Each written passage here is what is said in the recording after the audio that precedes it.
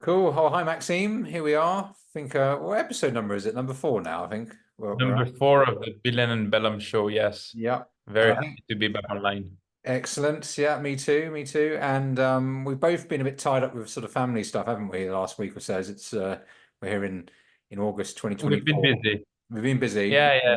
Yeah. Summer, bringing the kids to the beach. So yeah, a lot of things happening, but we'll always have time to dive into the charts and look at the crypto news and catch up on the Billen and Belhomme. So I'm very happy we're here again.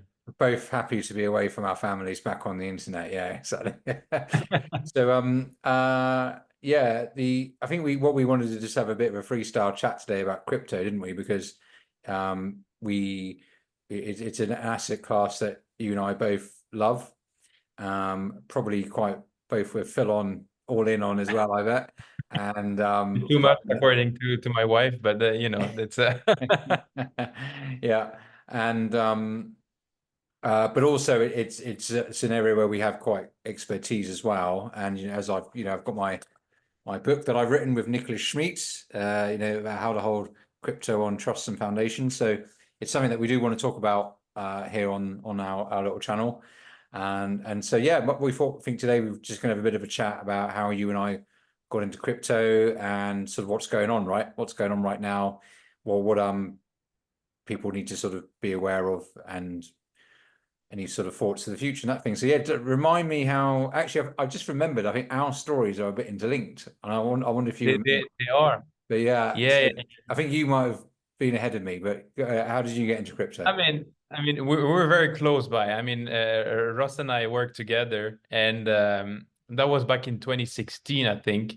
And while I was working, I had the chance of having two screens, and I think one of my screen was always open on the Bitcoin chart, to make sure to see where things were going. So yeah, this is when I kind of started getting to know a little more crypto. That was early on. I mean, we're like 1 year after the beginning of Ethereum, so like very cheap prices. I mean, we have a common friend, Sammy, who bought Ethereum at $8, but sold it at 6. So I don't know if he wants to be reminded of that story, but Cut his so losses, you know. yeah, Yeah, and I he remember wasn't because stressed out. I thought it was the Nasdaq, didn't I? But it was like this, and because it Exactly. was like a big it was a multi-family office, a very prestigious multi-family office that we were running, and yeah, I was like, what is going on here? But do you remember also the servers? Because we moved, didn't we, from Neuchâtel? Yeah, I remember. I was in charge of this move. So yeah, yeah, yeah. I remember what we had to do. So we had that huge office, didn't we, in Neuchâtel, and we had all this excess equipment that we had to get rid of because we moved to Geneva to a much smaller office. And you and the guys were, hey, what are you doing with all those servers? And I was sort of like, well, why are you asking?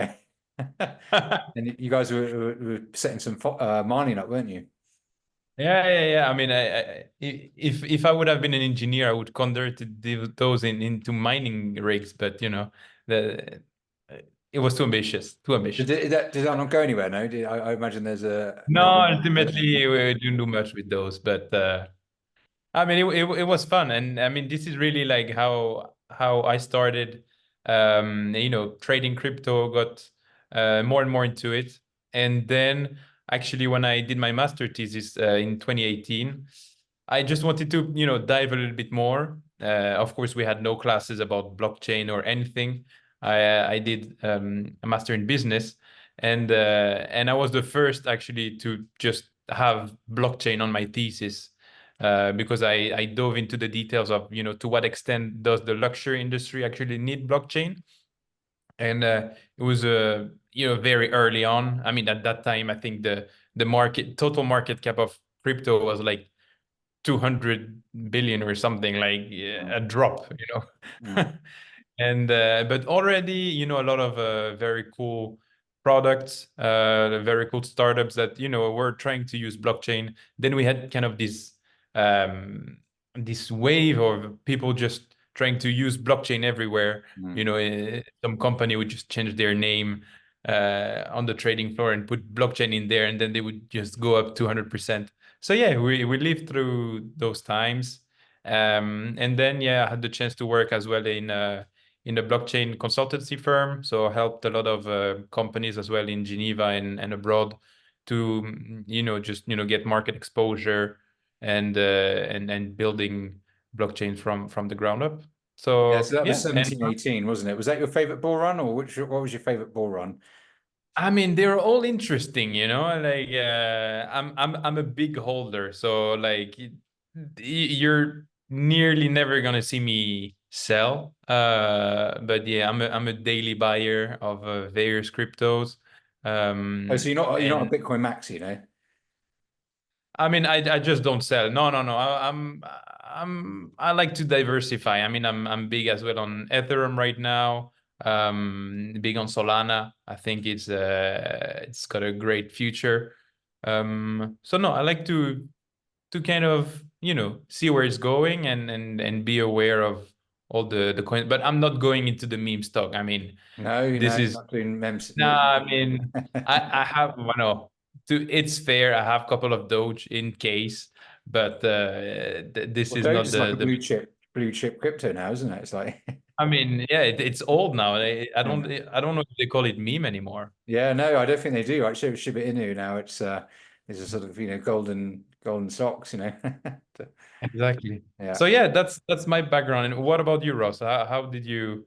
I mean, what was the whole story behind your book as well?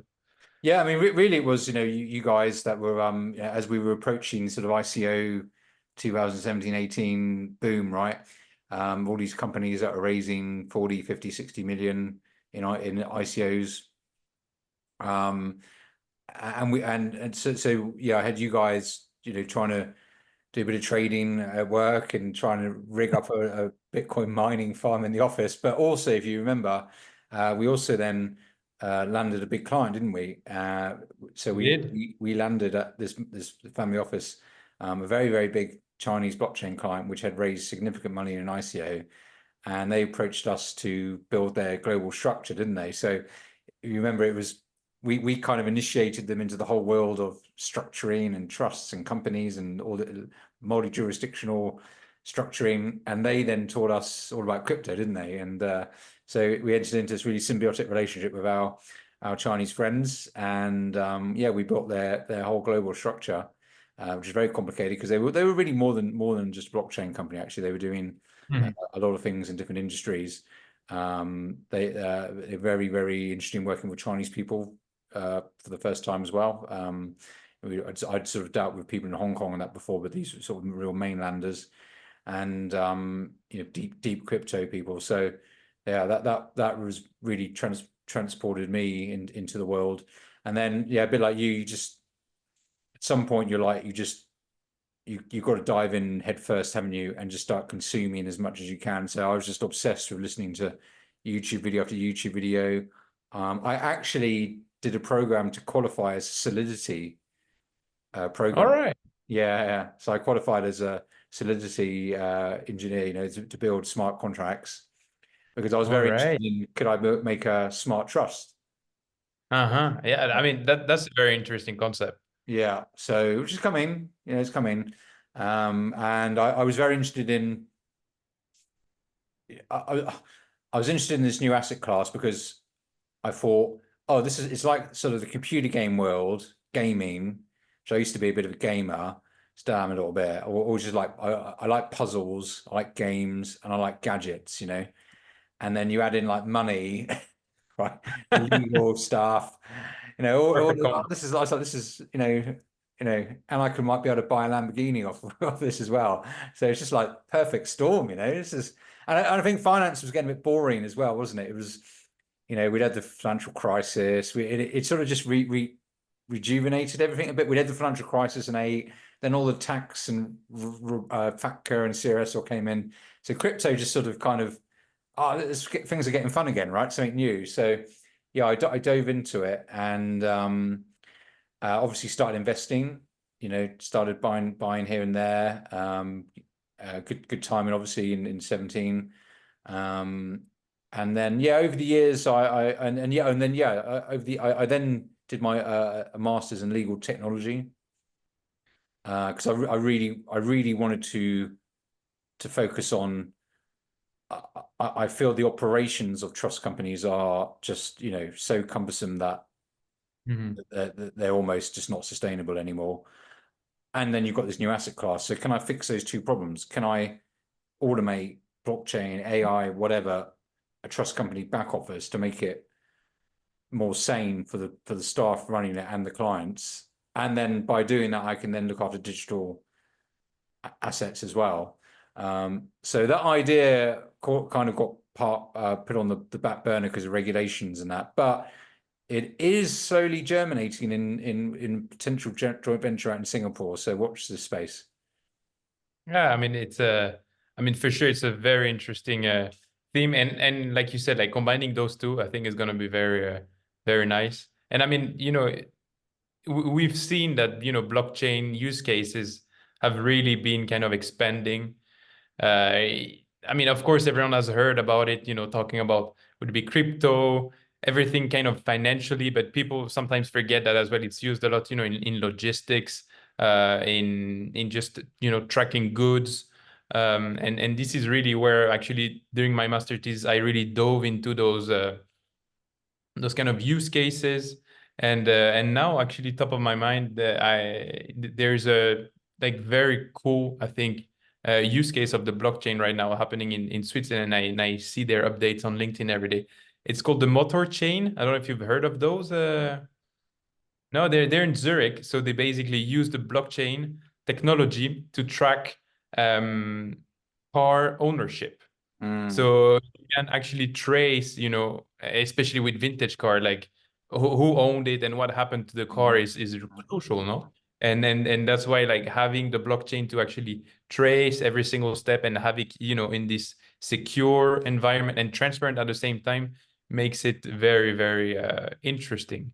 So What yeah, happened plenty. to there was a lot of Swiss guys that were trying to fractionalize, securitize or tokenize the real estate market here. Remember there was a lot, wasn't there? Did any of them get anywhere with that or? Uh, I mean, I don't the it's true that the real estate market and crypto, I haven't I couldn't give you a name right now on top of my Yeah, mind. I mean, I I don't remember one, you know, you'd think if one had really took off, you'd hear a lot about it, wouldn't you? So I'm not sure if it really worked or it came up against more legal problems, but that because that was what we thought actually was going to happen, didn't we? This whole tokenization of real world assets 100%. I mean, hasn't. with NFTs as well, you know, like Yeah, we NFT had. thing. It kind I of mean, hasn't quite happened, has it yet? But maybe no, more it hasn't privately it happened. has. Maybe privately it has. People, you know, within small circles maybe have, but not on a. It's not something you see a lot of, is it? Exactly. But I think this is what really NFTs were all about as well, you know, Mm, like bringing another layer of technology to the blockchain so mm, that it's not only like the Bitcoin that, you know, one Bitcoin is equal to one Bitcoin, but you really have these non-fungible tokens, meaning that every single token is different. And this is really, I mean, for me, it was really the door to tokenization would be of companies, mm, of, you know, artworks, whatever. So I think, I think there was too much emphasis on kind of the digital art mm, and you know when you start combining art with kind of inflated prices and that's why I think we had this kind of crazy bull run on the NFTs that then ended up falling because there was maybe not enough, you know, meat behind those tokens, whereas if you're going for more kind of standardized assets, would it be a piece of art, would be a real estate, I think the NFT still really has its kind of its mm. place in the ecosystem. What's what I should look it up. What's the price of a Bored Ape Yacht Club these days? What's the floor price? Do you know? Well, good question. I mean, it fell, but Price. I think you need to look at the penguins. Isn't there some what's the name of these Nine the magic Ethereum. Yeah, that's penguins? gone wild down, isn't it? So it's down about 20, 40 grand. They were up at like up at quarter of a million at one point, weren't they? So yeah, they really did tank. Then even the Bored Apes tanked. Mm. So what did you say? Nine ETH for a Bored Ape? Yeah. So it's down about, So you yeah. see, like those pudgy penguins, they're Yeah. at 8.2. So All right. we're really close. Yeah. Have you got a pudgy penguin, have you? I know. I wish I was following actually this. I mean, I dove into so many NFTs. There was like some very cool games that we could do, but I mean, Axie is still there, still living. Um, no, NFT was I tried, but it wasn't my cup of tea, I would say. The coolest thing I So saw with NFTs, right, was I was trading on KuCoin, and you can see like who the top 10 traders are, And the guy who was number one was like making millions, right, a day. And he was trading something called SLP, which stood for Smooth Love Potion. So it's like a okay, love potion from a game, right? So it's in a insane. computer game, but there's an NFT attached to it, which you can then trade in the real world. And obviously you can buy it and then I guess use it in the game. So you could, and this guy was trading it, right, and making money. It's just insane, right? So yeah, we've not really delved a lot actually into what's going on in the gaming world actually with all of this, right? Because people are making money. I mean, I did think about putting you know, a shop front in one of the games in the metaverse. I know like Adidas and that have done that, haven't they?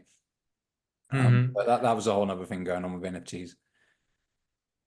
Yeah, I mean, during the whole period as well, we had the metaverse as well Mm. that started coming up, and people just wanted to buy, land on the internet, and those massive corporations as well were jumping as well in the, just buying the biggest land you could, and just so yeah, I mean, it's been a curious time. I mean, for us that have been in the game for quite some years. I mean, we've seen, the waves. Like I mean, what happened at the beginning of this week? I mean, beginning of August 2024. Like suddenly there's a big crash. Bitcoin again is bleeding, and we're looking at the news and it's like, this is not even a crash. I mean, what are we Buy talking? signal, no? Like, This is like sales, like this yeah, is what yeah, we yeah. want. Yeah.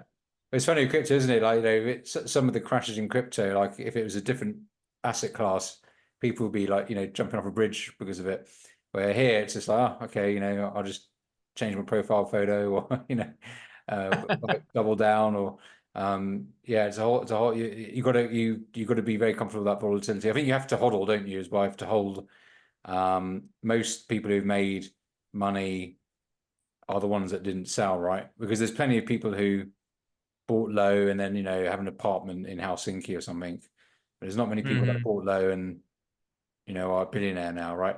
They're just kept absolutely in the market, and I think that there's still a lot more of that to come. Don't you agree? I think we're especially with Bitcoin now. I mean, Bitcoin just seems to be it's established itself as just the commodity for the digital age, hasn't it? It seems. 100%. I mean, it really became, the store of value. And I think a lot of people don't realize it, but it's helped a lot as well, a lot of the unbanked. I mean, we're always, talking about the Bitcoin being at 60, 70K, but like sometimes we forget that this technology like crypto, Bitcoin, is actually used a lot by a lot of people that don't have access to, to bank accounts, and it's as well used a lot in remittance when you have a part of your family that just has to leave your country and work abroad, but having those low transaction fees and ease of use. I mean, if we think about it, like the crypto market is the only one that is open 24/7, Mm. like if you look at the stocks, no, like we need our rest period, but like I think crypto really brought this kind of bringing the access to everyone, to the technology, to the trading, and as well just to the exchange of value. Yeah, well, a lot of the new companies they wouldn't be able to exist without crypto, would they? Because not because they're dodging anything, just they simply would not be able to open a bank account. Mm-hmm. Luckily, most people early people they need in the business are happy to get USDC, USDT. So, they luckily don't need a wallet. They can raise money in stablecoin. I mean, not even crypto, right? Stable coins. Yeah, without that, they would struggle to get going because it's just so hard to open bank accounts these days. And we find that in Belhomme law, don't we? Is that a lot of what drives a lot of our recommendations is can we bank this or not? We can come up with the most clever structure and the most legally sophisticated thing that solves all your problems, but we can't open a bank account, then it's useless, right? So we very much consider that. But luckily for the Web3 crypto crowd, they can get by just on stable coins and that. So yeah, it's essential infrastructure at the minute.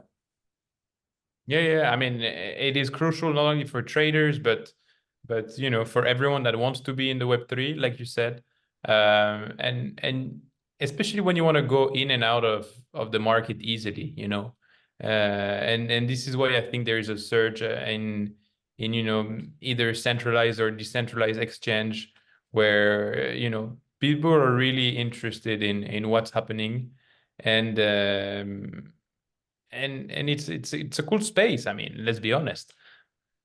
Yeah, it's got all the sort of 34-year-old innovators in, hasn't it? And people have moved over from different industries, from Bloomberg, from the big investment banks or something. So there's a lot of cross-pollination of really talented people in it. Definitely when you go to conferences these days, it's sort of quite a different crowd than it was back in 16, 17 when it was just a load of pirates basically, right? So, yeah. Yeah, I mean, if we think about the dip of once again a couple of days ago, like who bought? Like it was the big institution, it was the banks that bought, Bitcoin as a discount. I mean, it makes sense. They know that it will keep on rising, and I mean, although we're putting more and more regulation left and right, it's not going anywhere. I mean, that's my point of view. And now I want to hear the lawyer regulations point of view on all of this. Well, I mean, I've always said that, and I've got a presentation I should do on where I showed that virtually everywhere in the world was pro crypto. Actually, when you scratch behind the rhetoric, and my view was always that America was just trying to slow the whole thing down. I mean, Gary Gensler, if you watch his videos when he was professor at MIT, he's Mr. Crypto. He knows crypto better than anyone. I mean, he really knows it. But when he got in at the SEC, obviously his mandate, I think, was just to slow it down, to let the big banks catch up, which they've now kind of done. And now we're seeing, Trump, obviously very pro crypto. I don't know if do you see that video of him at the Bitcoin conference where he said he's going to fire Gensler on day one, Exactly. So, it looks like America's falling basically right there.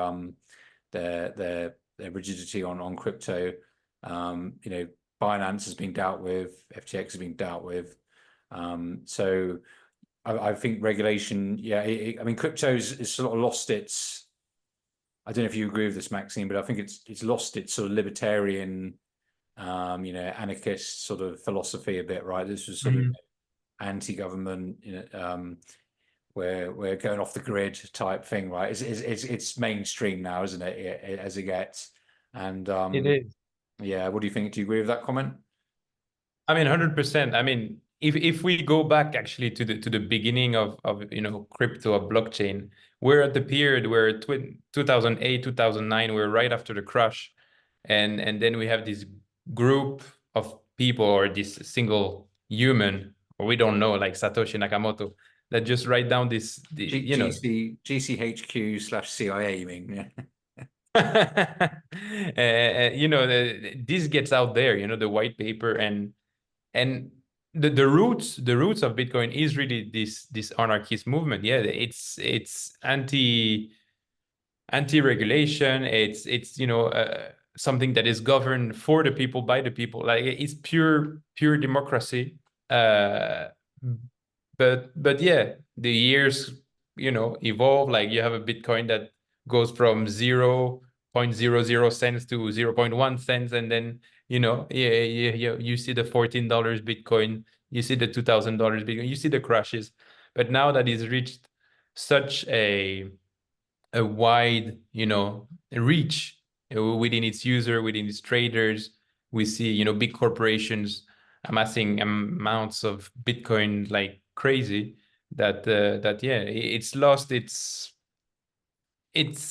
ideology a little bit, but it keeps on running, and I think this is the beauty as well of crypto. You know, like no one can stop it. Like if you want to stop it, you need to take the plug out of the internet. You know. Yeah, or they, I don't know, start throwing people in jail or something, wouldn't they? To just, oh, we're going to lock up a load of people who, but yeah, I think, and I don't think they want to, right? You can see they don't want to, right? Um, I think they are supportive of this. Yeah, they're putting the rules in place, but the rules are just sort of rolling out the same rules that exist for everything else for everybody. DeFi is quite interesting actually, because DeFi for now does seem to be outside of scope. So I've been advising a few projects where we've been in places like the Cayman Islands and the BVI, which have their VASP laws, and on a plain reading, you can't see how those entities, those businesses would be outside of scope. But it does appear that actually that those laws are seen that if you're just doing peer-to-peer transactions, then you're outside of scope of them. So DeFi seems like it's still a bit libertarian, outside of scope. I mean, we've seen all of those projects really embrace DAOs, you know, so that the project team build it and then they hand it over to the community via a DAO to look after, you know, fund a Cayman Foundation to kind of, you know, fund it and give grants, and that's it, right? So that sort of that bit more pure libertarian dream seems to be living on in DeFi for now, and regulation is not quite touching it yet. Yeah, I agree. So what about You go ahead. I think the internet just shut down for a second. all right. But you go ahead. So we can just cut it out there. Yeah, your video stopped actually. So okay, I think we're back Yeah, now. yours as well. I don't know what. All right. Okay. All right. Well, cut it out. Okay, looks like it's better now. Okay. So yeah, what about so Maxime, yeah, what about Bitcoin price? Where's it going? I mean, it's going as planned, I would say. You know, what are we today? We're in the 60s. I mean, let me just open my graph. Please. Yeah, we're in the 60s. They got the Plan B is a Scandinavian guy influencers, and he has his stock to flow model, doesn't he? Um, and he's still predicting sort of 700,000, you know, quite soon. Yeah, I mean the 100K will be a milestone for sure. I would give it another year and a half, you know, to be kind of not too pushy, but yeah, we're getting there for sure. And just because more interest and money's coming into the space. I mean, I think normally things happen about 6 months after the halving, don't they? And the halving happened what in April, May. Yeah. And so we do look like one sort of course for there, but I think most people are expecting it to shoot up to 150, 200. But it seems to me maybe that a lot of retail can't come in, and retail hasn't come in on this bull cycle yet, seems. I mean, because they can't on ramp from the banks because the banks are blocking everybody. And I've heard this in North America, in Europe, and in Asia. Asia a little bit easier, but people are having trouble easily on ramping because the banks are blocking things. It seems. What have you heard? I mean, I think this bull run is different on one side because of the ETF that came in as well, kind of at the same moment. So that's why I think we saw kind of a halving and another kind of spike that came down quickly because it wasn't supposed to come up that quickly, if you know what I mean. Like there was a lot of news happening around the ETFs, and this is why I think a lot of people were curious, but we didn't see the inflow that the ETF kind of sold us. Like because maybe like you said, I mean, I have. You're the lawyer in the room, you know, you pay more attention to the regulation. I'm more you know, behind the scene, But yeah, I think that's why it's a different bull run. But I mean things are moving ahead, and I mean we're going up. Yeah, yeah, yeah, and I mean, it's very cyclical, isn't it? And it does seem to it's not quite the same as previous cycles, but it is sort of rhyming in some way. Um, what about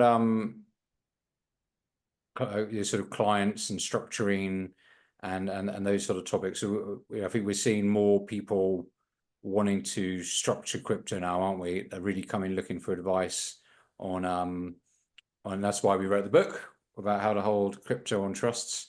Because also in the legal world, crypto has been found in courts all over the world. It's absolutely no question that crypto is property that is chosen action, not chosen possession. And it's been in multiple jurisdictions, multiple court decisions that it is property that can be held on trusts or foundations or what have you. And yeah, I think we do see more people wanting to put their Bitcoin in the trust. They see it as 10, 20, 30-year play. Yeah, it's going to be cycles. Yeah, it's going to be crashes. But, over a long period, holding crypto, you can't go wrong. Well, holding Bitcoin. And I'm a bit of a Bitcoin maxi now, I have to be honest with you. I after you've been through the crypto casino, I think you come out on as a bit of a maxi. So, I don't think people can go much wrong holding Bitcoin. But yeah, seeing a lot of people wanting advice around that, trustees. It's quite hard to work out the best practice around that, which is what we've done in the book. And a lot it's actually easier than it sounds, but yeah, a lot of people wanting to really store away for generations now the digital assets. But what do you see? Yeah, I mean, I think there's still a lot of education that needs to be done, especially on the trustee side. But I agree that now more and more clients are, interested in storing away their crypto in trust. Always pay attention to, your keys. I think, key management and custody will be as well like kind of an important subject. If you get the Um, custody right, everything else falls into place actually, right? Doesn't it? Yeah. exactly. Yeah. But sometimes, it if you're dealing with maybe trustees that are not familiar with this asset class, it can, it could be dangerous. Mm, That's why I'm just saying, like, deal with the experts. mm. Yeah. And yeah, then I think if we think a little bit further in kind of regulation jurisdictions, I think it's as well very interesting to follow the different kind of point of view of everyone, and make sure that we stay on top of the game. Yeah. Cool. Okay. Well, I think let's wrap it up there. I think we are one of the experts of holding crypto on structures. So if anybody wants to get some advice on that, then give us a shout on our various links that you're watching us on, and we're really happy to talk you through the best practice. Both of you are somebody trying to manage structures that, or you want to set one up on how to store your crypto in these more complicated legal devices for your family over a long period of time. Yeah, and I think as a final note as well, we can mention our global reconnaissance report. That if you want a more of a global overview of your wealth, I think people should as well be curious and check it out. Yeah, we are developing. Well, we have already developed, haven't we? Very complex report, the global reconnaissance report, we're calling it, and it's actually a service we do provide at the moment for private clients. But we're making something that a little bit more sophisticated, and it covers every single thing. It's really it will open your eyes for the first time, because most people are worried about there's something I don't know. What don't I know? So I don't know that I'm going to trip up on. And this report, you plug in your details, and it will just tell you everything from a legal, tax, regulatory, governance point of view, multi-jurisdictional, on kind of what you need to focus on, and it will help you make decisions. So we're building that out this year, and we'd love to get you to sign up for that and be part of it. Yeah, so I think that's it for today's episode. I think it was Yep. a very cool one, different. So yeah, we'd love to hear your feedback, and we'll see you next week. Yep. Cheers, Maxime. Yep. Chat later. All right, bye, Ross. Ciao.